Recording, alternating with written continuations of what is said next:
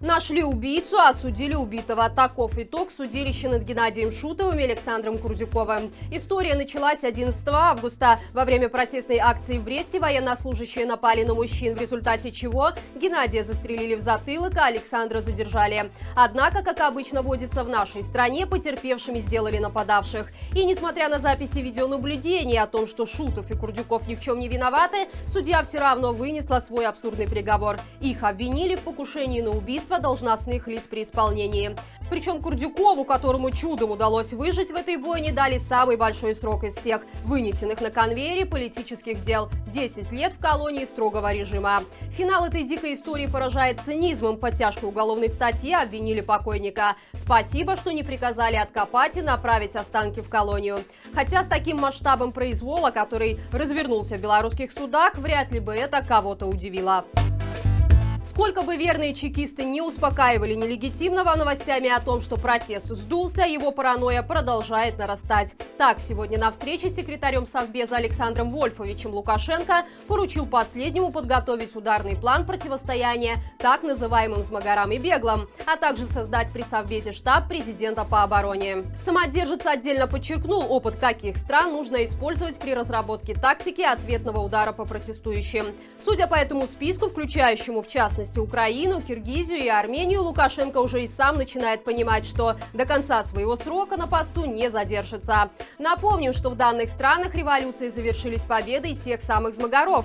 Отдельного внимания заслуживает ремарка Вольфовича о том, что силовой блок готов к любым изменениям как во внешней, так и во внутренней обстановке. Складывается ощущение, что уже этой весной мы увидим восхитительную картину. Щиты будут опущены, каски сброшены и силовики перейдут на сторону народа. Ведь когда их безумный хозяин окончательно сольется, иных вариантов у них просто не останется. И в продолжение темы о нацбезопасности эстонцы видят угрозу со стороны Беларуси из-за ее тесного политического и военного сотрудничества с Россией. Об этом написано в ежегодном отчете внешней разведки страны. В Эстонии также считают, что в случае начала войны Российская Федерация может развернуть в Беларуси свои войска. Эти опасения не напрасны, а ввиду последних событий не остается никаких сомнений, что Лукашенко сделает все, что только пожелает Путин. Совсем недавно, кстати, нелегитимный заявлял о некой угрозе безопасности Беларуси со стороны Запада. А на днях он, кроме всего прочего, обсудил с Путиным усиление совместных оборонных систем. В документе также сказано, что Москва намерена осуществить в Беларуси смену власти по собственному сценарию, дабы получить в стране-соседке слабого президента и несколько центров власти, которые соревновались бы за внимание Кремля. Упомянули эстонцы и недавнее Всебелорусское народное собрание. Его они назвали спектаклем, а также подчеркнули, что в глазах белорусов Лукашенко давно уже утратил свою легитимность. И пока он не уйдет с поста президента, народ не успокоится. Витебская милиция закупается комплектами противочумных костюмов. Соответствующий тендер на 300 комплектов защитных комбинезонов на сумму 2100 рублей проводится до 12 марта и оплачивается из средств республиканского бюджета.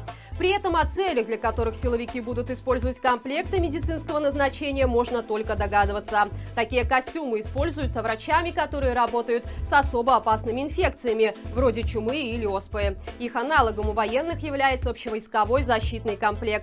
Каждому, кто служил в вооруженных силах, знаком норматив, когда по команде газы нужно на время надеть на себя полную экипировку.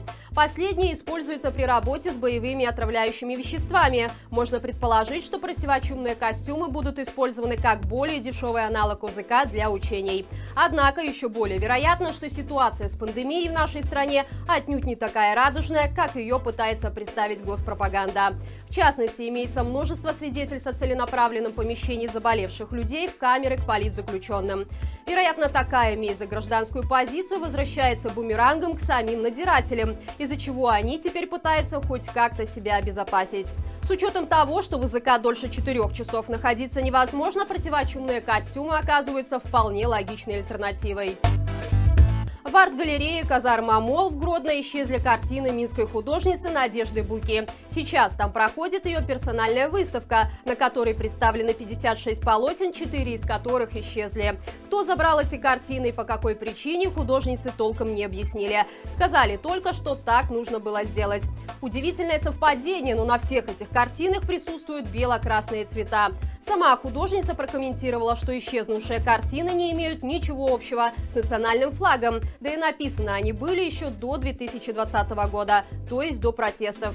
Странно, что афишу, на которой также имеются цвета БЧБ флага, не сняли. Выставка продлится до 12 марта, поэтому вы еще можете успеть поддержать молодую художницу своим присутствием.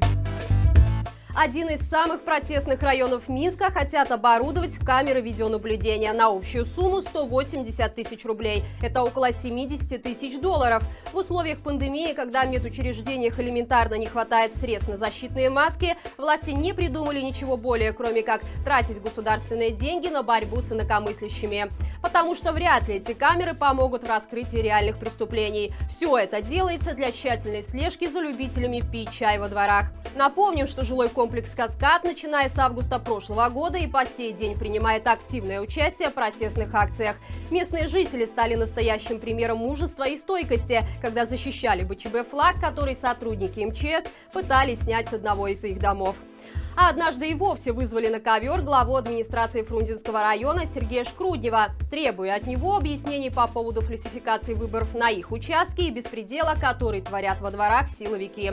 Вряд ли камеры видеонаблюдений смогут как-то успокоить протестное настроение местных жителей. И это все на сегодня. Не забывайте заходить на наш сайт zubr.media. Там, кстати, сегодня появилось интересное интервью с юристом Юрием Гущей, который подробно объяснил, что не так с Уголовным кодексом Беларуси и что после смены власти в нем нужно будет изменить. Берегите себя и живи Беларусь!